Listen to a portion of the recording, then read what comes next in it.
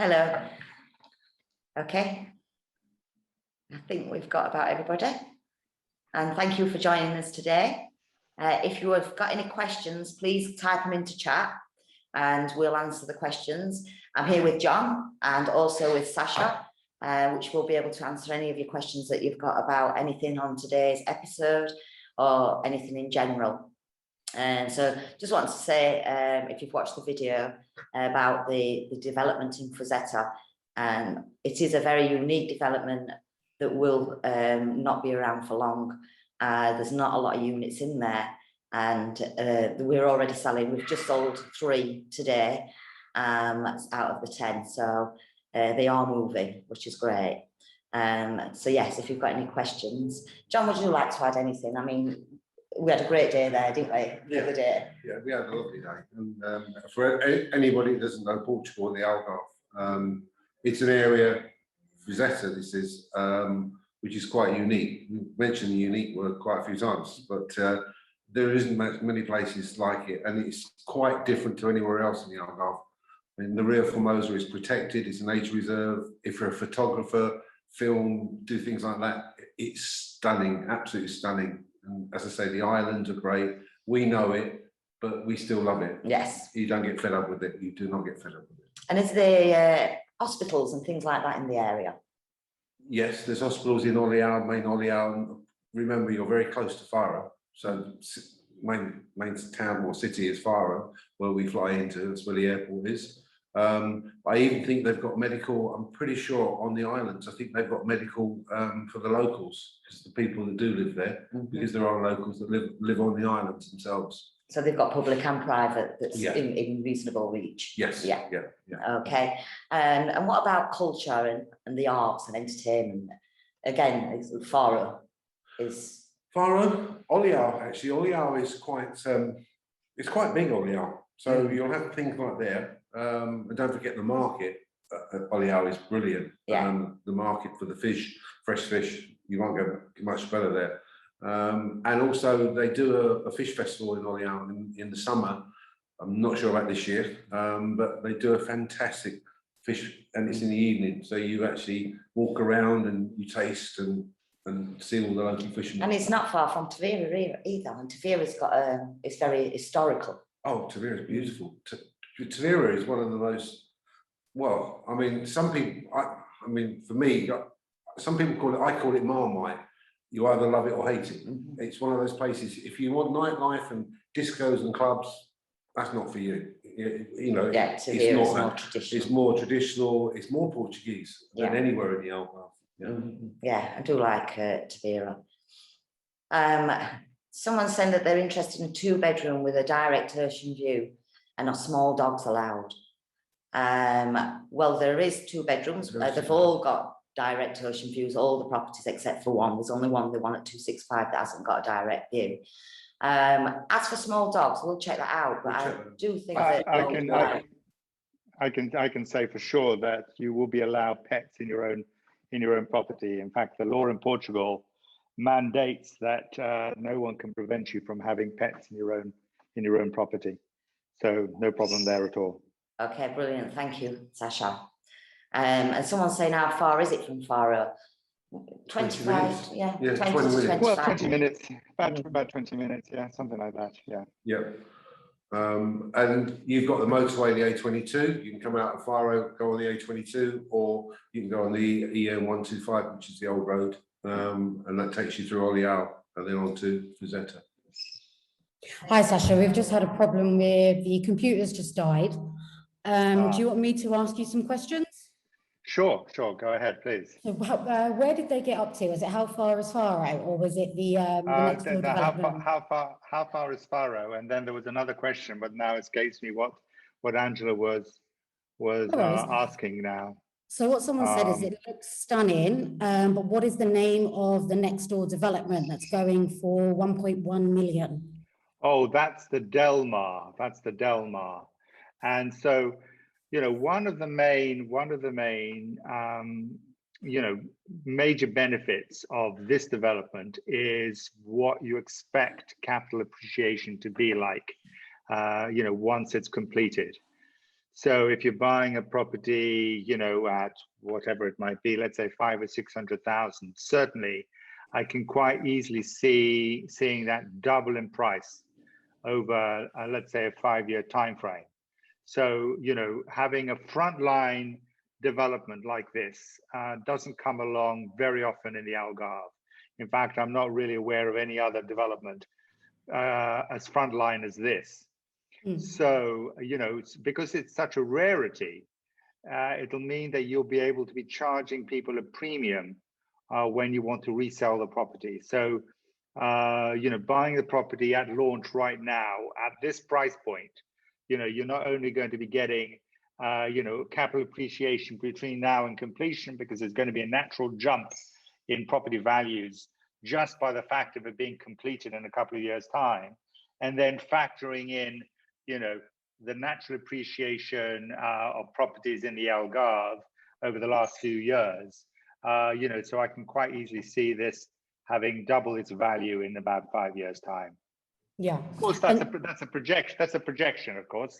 You know, there's no guarantees in this, but just looking at historical trends, this is the way that I see it going, because, you know, building regulations are very, very tight in the Algarve. You can't just sort of build anywhere you want, and there are very few places on the seafront that you're allowed to build on. This is one of the few remaining plots where that is still possible. Yeah, and for those, I mean, I know the prices, the people are asking whether or not they would be able to obtain the golden visa, and what would the requirements be with a real estate purchase such as this one? So what they need to do is, so the golden visa in its present form is terminating at the end of this year. However, if you buy a property and apply for the golden visa before the end of this year, then you're locked in to the current regulations, right? So it doesn't really matter how long after that it's going to take you to actually have the golden visa in your hand. The most important thing is that you apply for the golden visa before the end of this year. Now, there are two ways of getting the golden visa. One is to buy a ready-made property, where you have a deed, you purchase the property, which has to be a cash purchase. And then as soon as you've got the deed in your hand, you can apply for the golden visa. Alternatively, on a project by project basis, something which is under construction, you can also get the golden visa, providing the developer has registered the properties early with a land registry office, which is not something he's required to do right at the beginning. But in this particular case, he's registering the properties with a land registry office now, meaning that you could then put down the 500,000 euros, which is the minimum amount to get the golden visa, on contract now before the end of the year. And then that would allow you to apply for the golden visa before the end of the year. So you would have a payment schedule, the standard payment schedule for this development. And then the remaining amount up to 500,000 euros would need to be paid to the developer, let's say November of this year, to get the paperwork ready to apply for the golden visa before the end of the year. So that's the way it would work. And so, you know, Ria View would certainly work for the golden visa. Perfect. Well, I'm pleased to say Angela and John have been able to get back on, so I'm going to pass back over to them. Thank you, and I'll see you soon. Okay. Hello, yes, sorry about that. We had a technical issue. I'll be honest with you, we swapped computers at last minute and John forgot to charge it. I do apologise. But we're back, and I'm sure Sasha's answered your questions quite well anyway. So where did we get up to?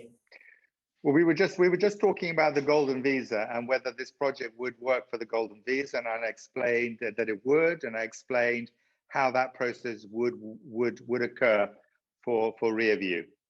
Okay, thank you. Okay, and what is the rental demand likely to be, Sasha? Well, it's going to be very good, because this is a prime piece of real estate, right?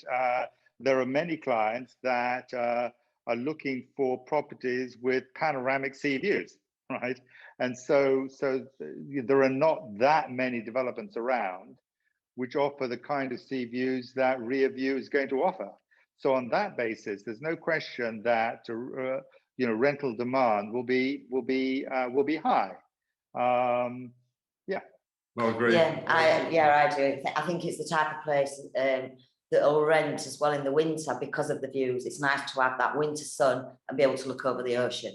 So I think it will encourage that too. I was looking to that. The thing is that that there are lots of renters looking for all sorts of different things, right? They're not all looking for a sea view. They're not all looking to be by the coast. Some people want to be on the east. Some people want to be on the west. Some want to be away from the town. Some want to be in the center of town. There's a whole range of tastes of what people are looking for. But there is no question that there is a significant portion of the rental market that will be very attracted to this development. Yeah. Well, I was looking on Google earlier today, and in Fuzeta, there was an apartment, a very much older apartment, and July, August, September, it was 11 or 1200 a week.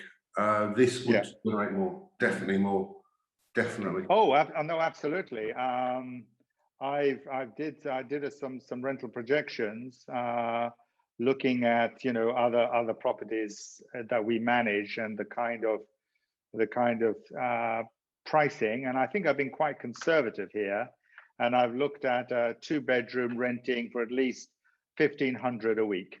Yeah, that's a good average. And it could be more than that, right? I just I'm reticent to overestimate. I'd rather underestimate a little bit in terms of the rental income. So this development presents two types of really good investment. One is the constant rental income that you're going to be generating with minimal ongoing costs, because the condominium fees are going to be relatively low by sort of international standards, relatively low. And then you're talking about significant capital appreciation initially from the fact between pre-construction and completion and delivery, and then going forward, because there are so few developments around frontline offering these kinds of views. So I'm seeing that this development will, the resale value of these, I think, will be very good indeed. Yeah, it's very good finishings, aren't they? Yeah, very good, modern, contemporary, very high build quality. The developer is a well-known developer who's been in business for many years. They're experts in producing high quality product. So there won't be any there won't be cutting any corners when it comes to the development. I mean, very sexy, attractive product. Yeah, it's took them a long time to get to this stage as well. They've worked hard, going through all what you have to go through, obviously, to be able to build. So the fact that they're going to sell really quick is like the time it's took to get it, and now I do believe these will be sold within no time. Take them 9 years to get it. Is it 9 years? 9 years to get it. So, and you must remember, the Ria Formosa is almost impossible to build. Further away, this is front line, but even when it drops back a bit, you can't build in front of the Ria Formosa. Yeah. So that is good. And I think the project is very nicely designed, actually. For the plot and the sort of position of the plot, and the way that it slopes down to the water, and the way that they've sort of designed it, positioned the various apartments. They've really taken advantage of the views. And there's really, of all the apartments, there's only one, that doesn't offer a sea view. So I think they've really done a sterling job in the way that they've designed this. And so building B, we don't actually know when that's going to be released, but we do know that the prices will increase on that. Obviously, they're closer to the sea, but they will be a higher value. We are waiting to find out more information, but it hasn't been released as yet.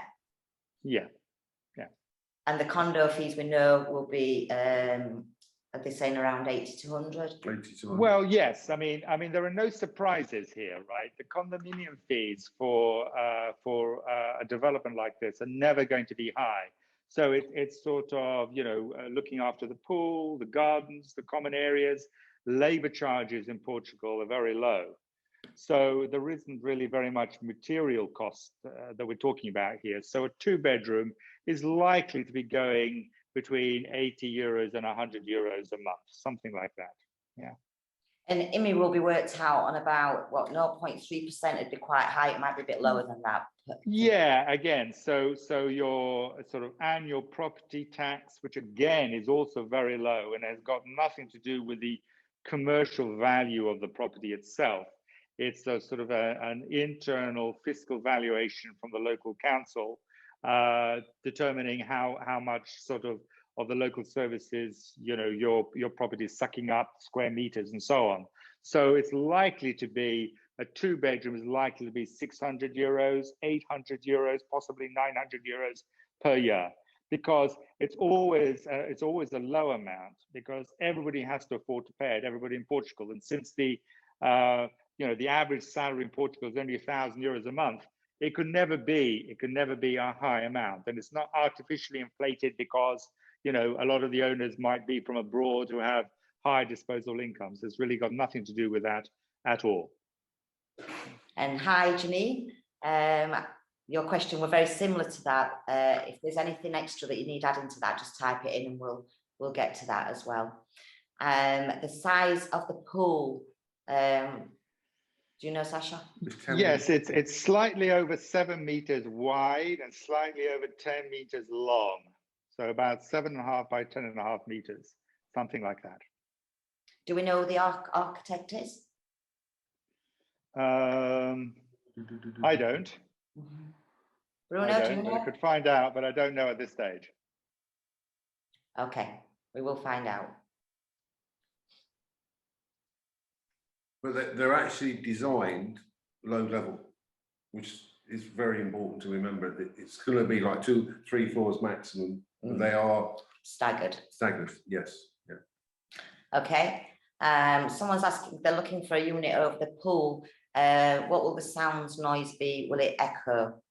I think it's above, isn't it? It's not surrounded by properties. It won't. It's not on the roof, but it's not.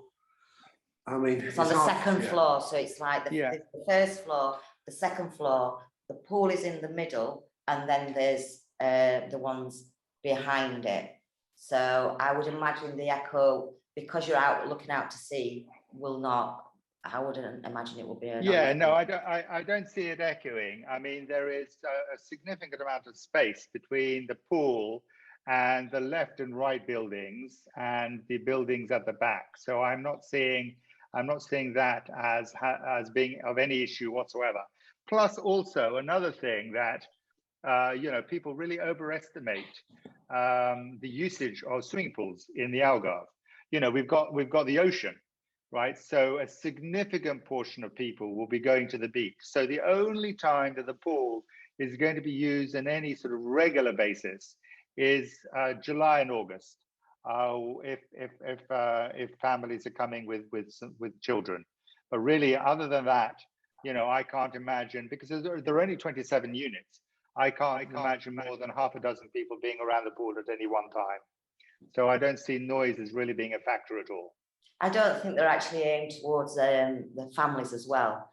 They are more professional couples. Oh yeah, no, absolutely. But of course, you know, you might get, you know, in July and August, some children, but it's not going to be many. Do we know if there's any elevators? To tell the truth, I don't know that, but I mean, I could look at it. I don't think for B block, I see no call for that at all. No, for A block, one extra floor on. They might be on the back from the from the higher. parking. Yes. So we will check that one out. I'm just opening it up now and just seeing if there is an elevator. Bruno? And Bruno, yes, it looks like there is an elevator. Yeah, on In the fact, block A, I think In that's fact, the there's elevator elevators, sorry to interrupt, there are elevators in block on the A A, and also block B. elevators in block B. So you've got 2 elevators in block A and you've got 2 elevators in block B, because you've also got underground car parking below blocks A and B. So you need to be able to access the underground car parking with your individual car parking space. So that's why there are elevators. Okay. In relation to the architect, is a company called Fragmentos. We support his company. Thank you. Made the project. Thank you. Okay. Is there multi-purpose room for parties, bridal showers, dancing, like a function room? No. I don't. There is, but I don't know very much more about it than that. It's just something that I spotted as a bullet point. There is going to be a multi-purpose room, but I can't for the right now tell you exactly the size of it, unless someone else knows.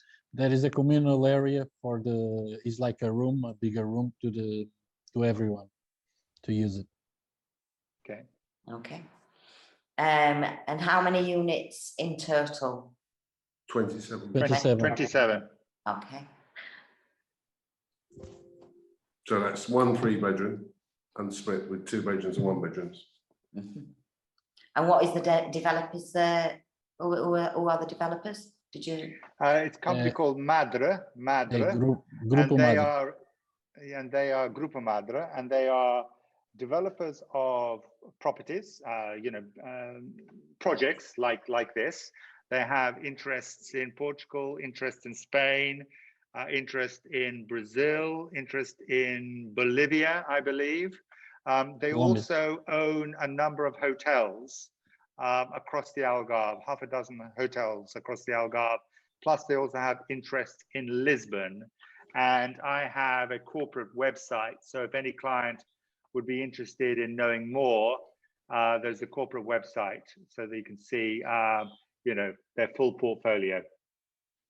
And someone's asking how many units in building B? I think it's 16.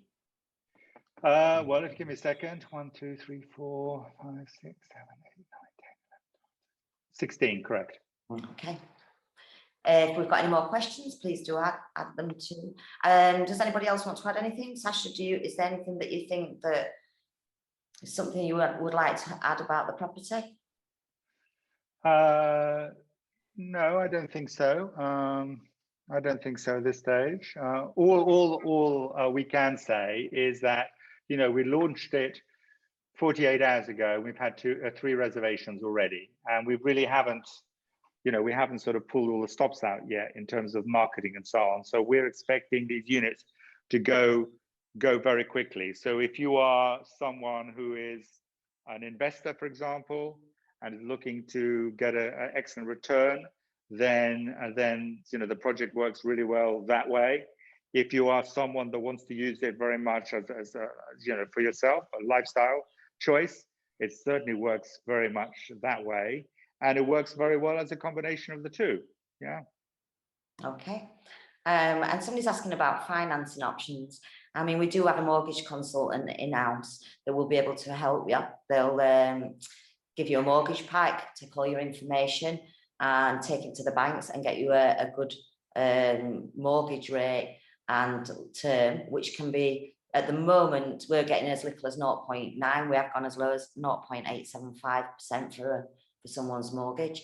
You can get up to 80% over up to 40 years. So the mortgage option is fantastic, and there's nothing to worry about at all for you. We do it all for you, every bit of it. And so if you're interested in mortgage, do contact us. Joe is our mortgage consultant, and he'll hold your hand throughout the process.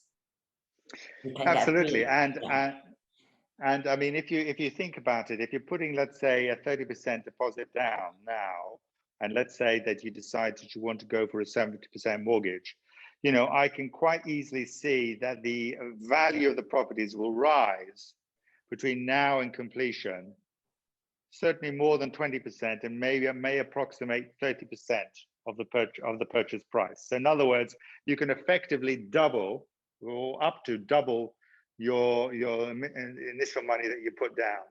And so, you know, that you know, I think that, you know, that's you know, great.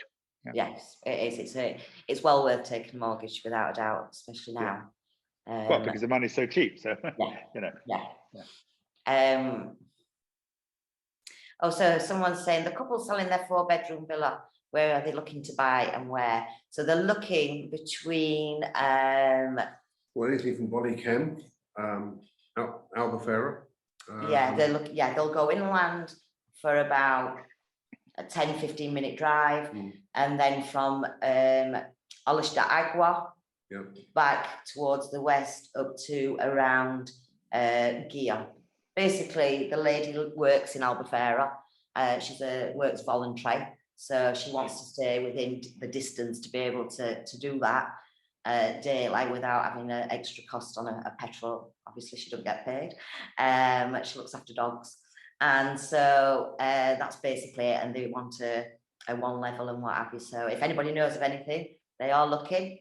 We will list it for them and get Adrian and Diane over there and into their property, and we'll do it on TV. So someone's put, if we put 30% down, do we get a bank guarantee in case the developer goes bankrupt?